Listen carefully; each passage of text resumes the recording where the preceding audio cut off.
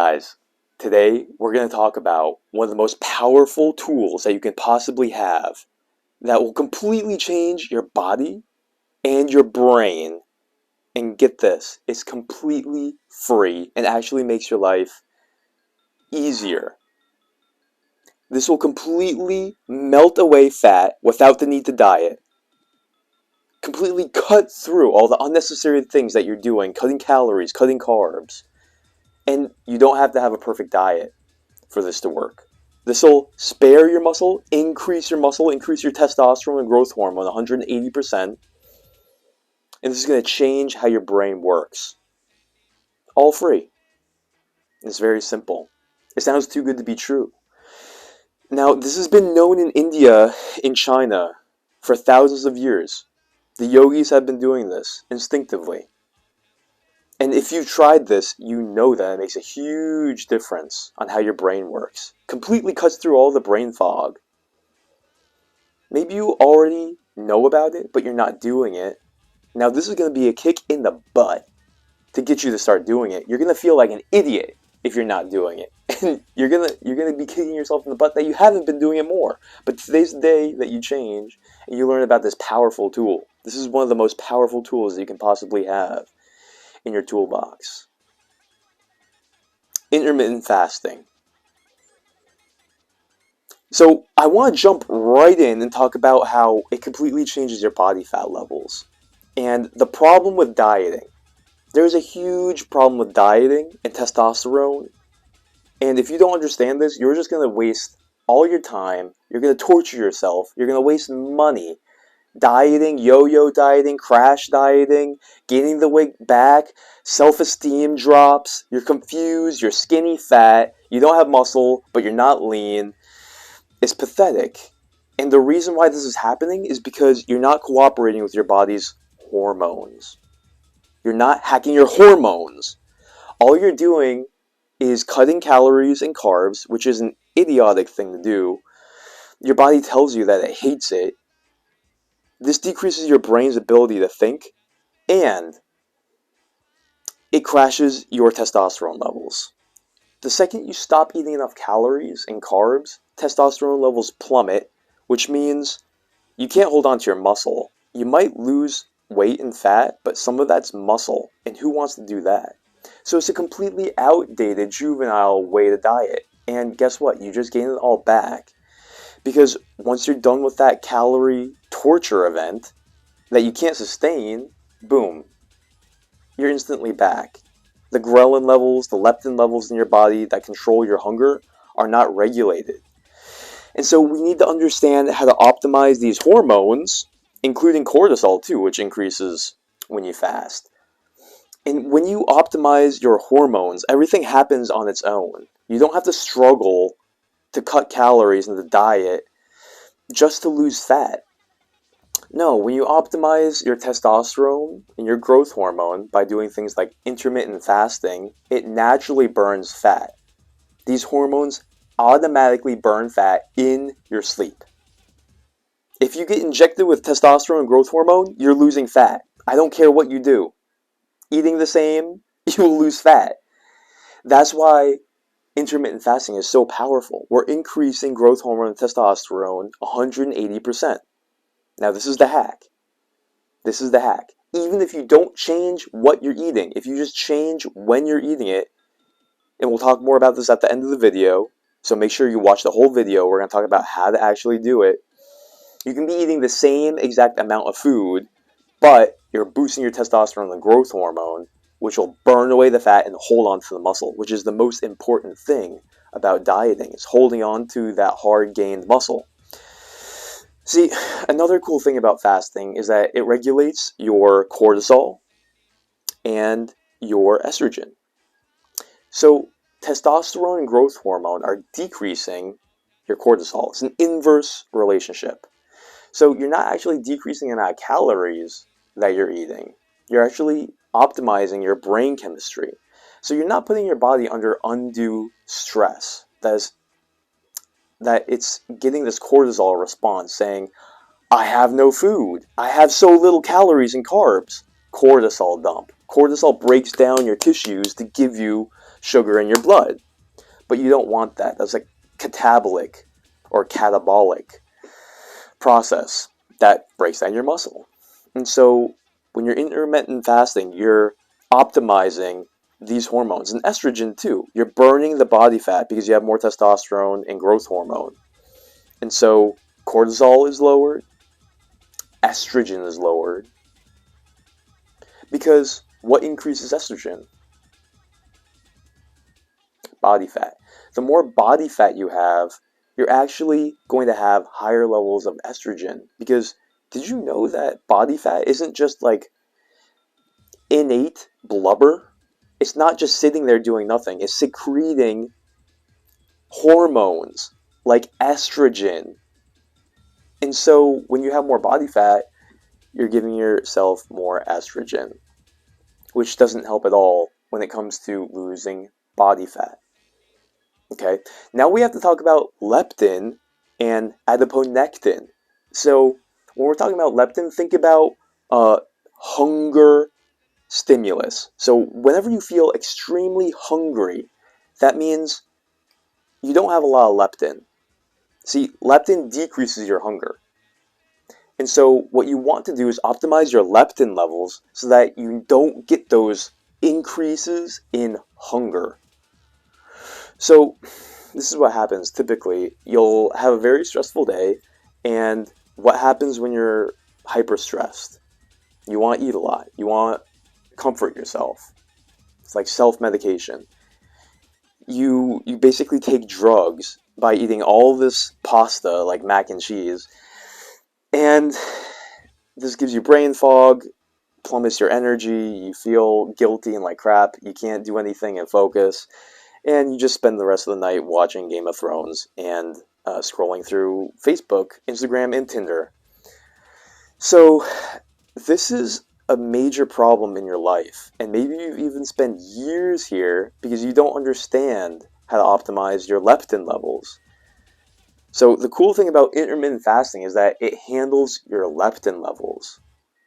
You want to optimize and control your leptin levels, or else you're not going to be in control of your hunger. Now we're going to talk about this a little bit later and how intermittent fasting influences your brain.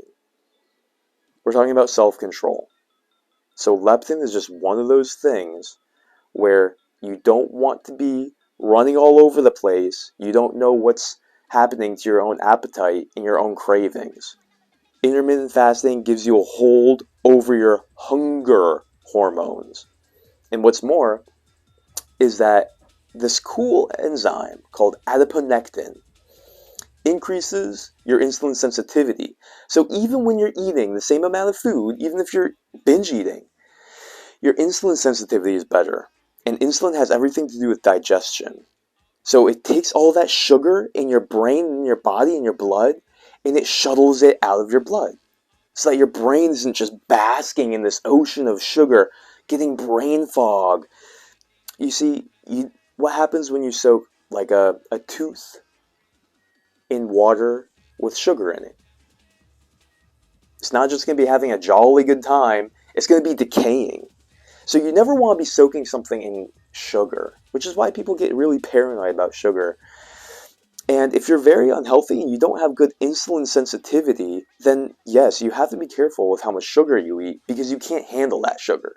But when you're healthy and you have good insulin sensitivity, which by the way is also linked to high testosterone levels, then you don't have to worry so much about sugar because you have good insulin response. A little bit of insulin will take care of that sugar, which means also your mind won't be as affected. We're talking about less energy drops, less brain fog, where, I'm making this video and I just ate tons of sugar.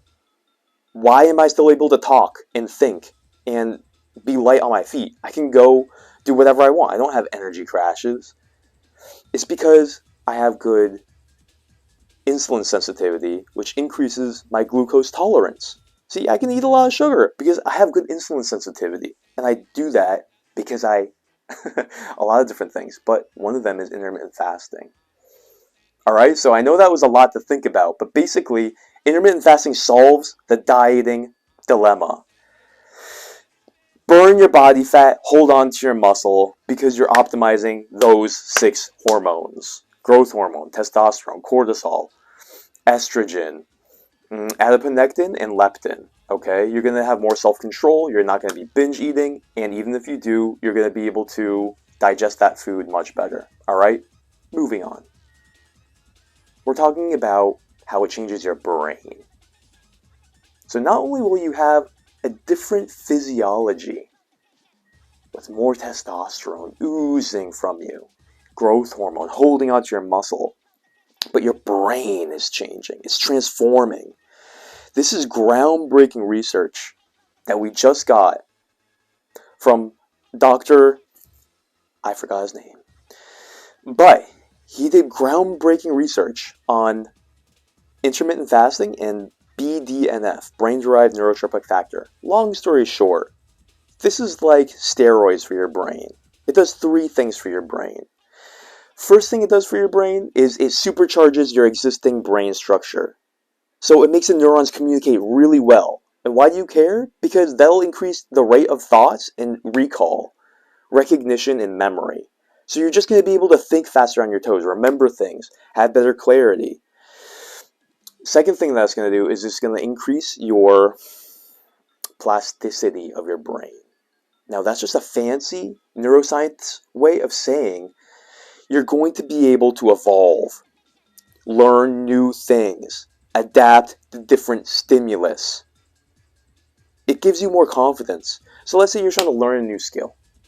You're trying to learn a new language. You're trying to increase your social intelligence, emotional intelligence. You want to study for an exam? You want to learn a new skill? We're talking about body intelligence and learning and brain intelligence and learning. We're even talking about things like changing how you respond to stimulus. We're talking about changing your personality. See, when you don't have brain plasticity, it's like you're stuck in life. You can't stop your habits. You can't stop acting in the same grooved ways that you trained your brain. You're basically like a puppet. You lose free will, it makes you more of an animal and less of a human being. So the Stoics would talk about this. Do you want to be run by reason or by passion? Because when you don't have that ability to react in novel ways, if you don't have that brain plasticity that comes from the BDNF, then you're just going to be this automaton, constantly run by the same responses that you have to stimulus that are running you like a machine. You're not going to be able to build new habits. So to evolve, you have to have BDNF, which gets increased substantially with intermittent fasting. Substantially. And number 3, this doctor he won a Nobel Prize studying autophagy. Just a fancy way of saying cleaning up and detoxing your brain. So whenever you're fasting, your brain basically has the opportunity to clean out the cells and take away all the parts that aren't doing their job and detox your brain from everything that's inhibiting it, that's clogging the pipes. Now this is vitally important, especially in areas like your hypothalamus, which is responsible for energy expenditure and hunger signals. So if you're detoxing that area of your brain, it's giving you more consciousness and control over these primal instincts. Does that sound important? How valuable is this? Now get this. You're getting all these body transformational hacks. Your brain is literally evolving. And what does it cost you? It's free. You don't have to buy anything. You're just reordering how you're eating. And it actually can make your life more simple. Alright, so let's get into how to actually do this. Now there's 4 different ways that I recommend, 4 different strategies of how you can implement this. They're all very straightforward and simple. The first one, this is how I do it. I skip breakfast. You know, it's ridiculous if people ever tell you that it's unhealthy to skip breakfast. Because skipping breakfast actually is the easiest form of intermittent fasting. All you do is start eating at 11 or 12 and stop eating at like 8 p.m. Eat dinner, you're good until lunch the next day. Boom, you're done. Now, why is it especially important to skip breakfast? Now, this is just a little side note. This is a little bonus. So, it basically has to do with your cortisol levels and your insulin levels. So, get this. When you wake up in the morning, you have really high levels of cortisol. So, if you eat breakfast when you have high levels of cortisol, what's that going to do? That's basically going to make it so that after you eat that breakfast, you're going to get hungry again really soon. And that has to do with what cortisol is doing to the sugar that enters your body when you eat breakfast really early. So cortisol, what it does is it basically says, we need more sugar. We're in danger. We need more sugar. And so you're eating all this sugar, and then your body's giving your blood even more sugar, and then so you're just bathed in sugar, right? And your insulin sensitivity isn't at its best in the morning. And so what happens is your insulin isn't able to take this flood of sugar and actually put it into your muscles and into your liver and store it away. So you're basically just like taking a bath in sugar. So much sugar. This gives you a little bit of brain fog. This gives you a little bit of like lethargy. And then when your body actually is able to shuttle it all away, all of a sudden you're hungry again. So eating in the morning isn't the most optimal time because you have all this cortisol. So wait at least 90 minutes after you wake up to eat. If not, wait until like 11 or 12 noon. Just skip breakfast, or else you're going to be eating way more calories. You just don't want to mess with that hormonal milieu in the morning. Eating when you have tons of cortisol, not a good idea. Definitely not a good idea.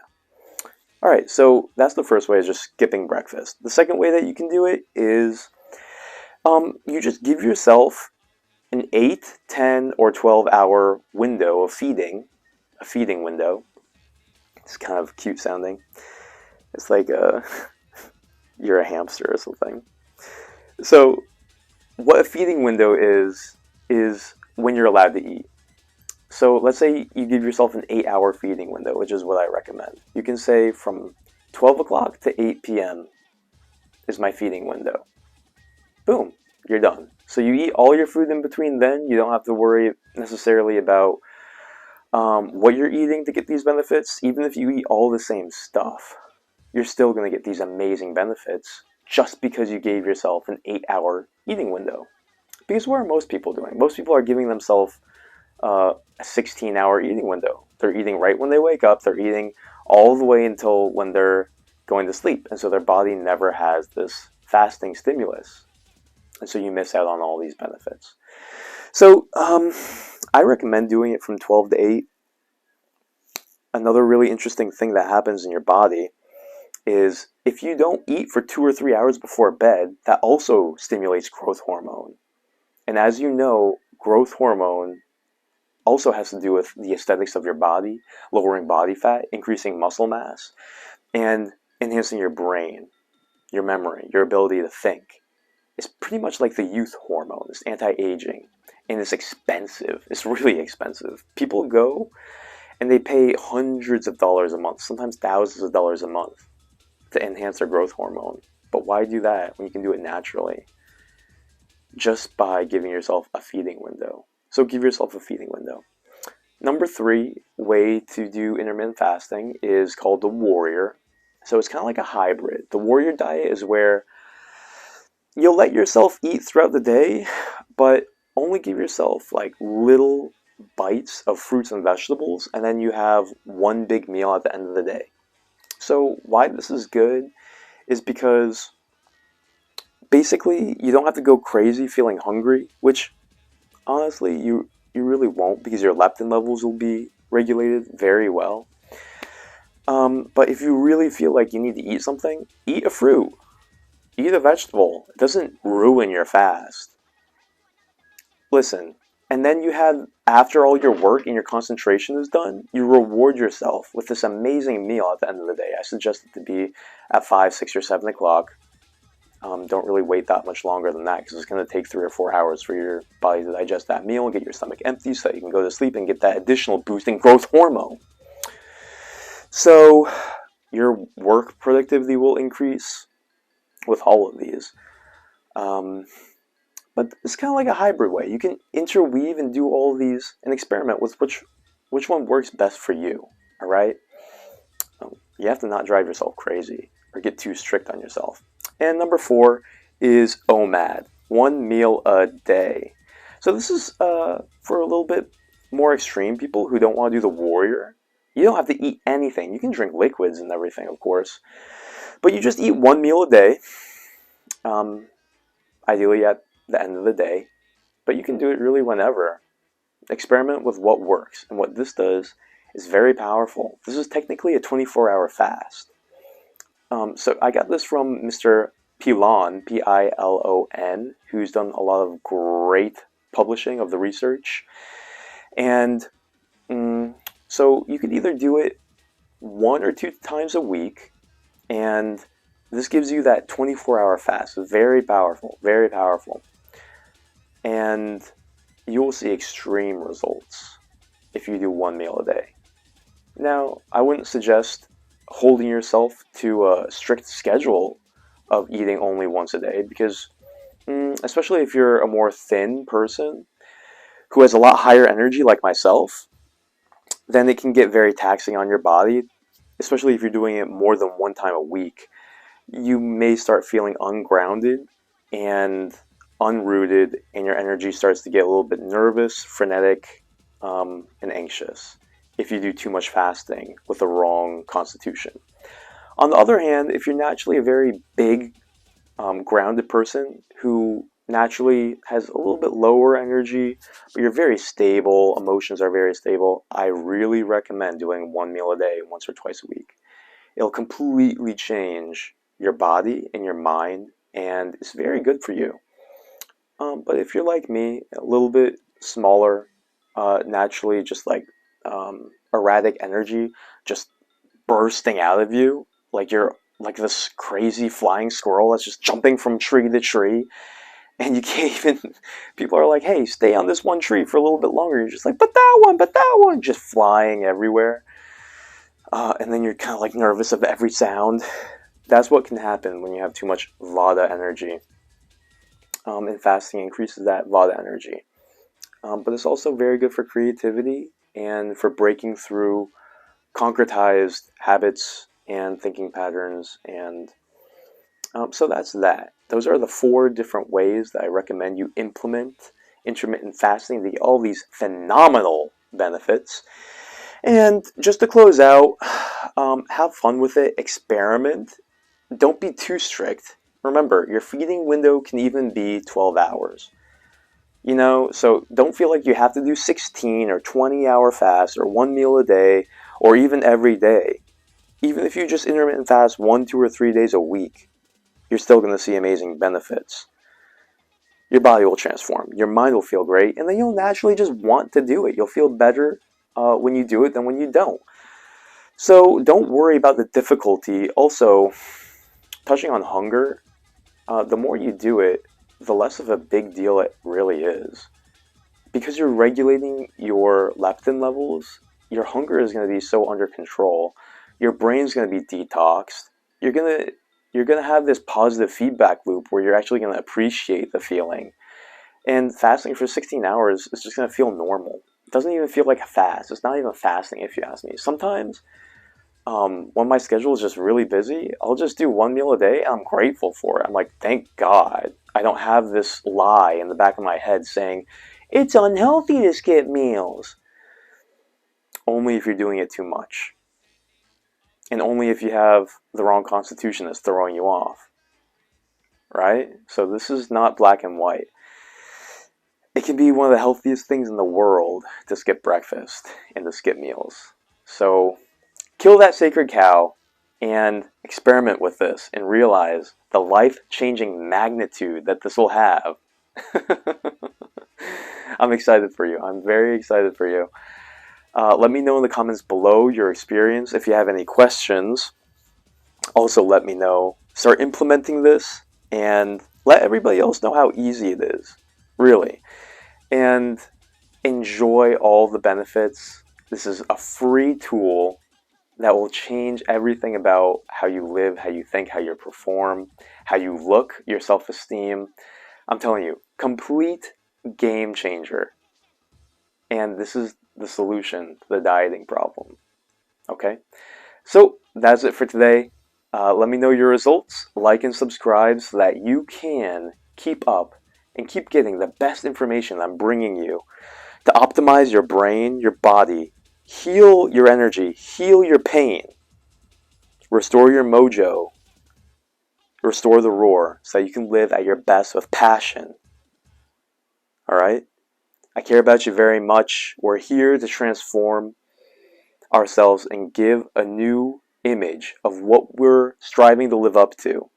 Healthy, wealthy, and happy into old age even. But starting today. That's what the New Man Project is. So have fun. Leave a comment. Let me know what you think. And I will see you next time.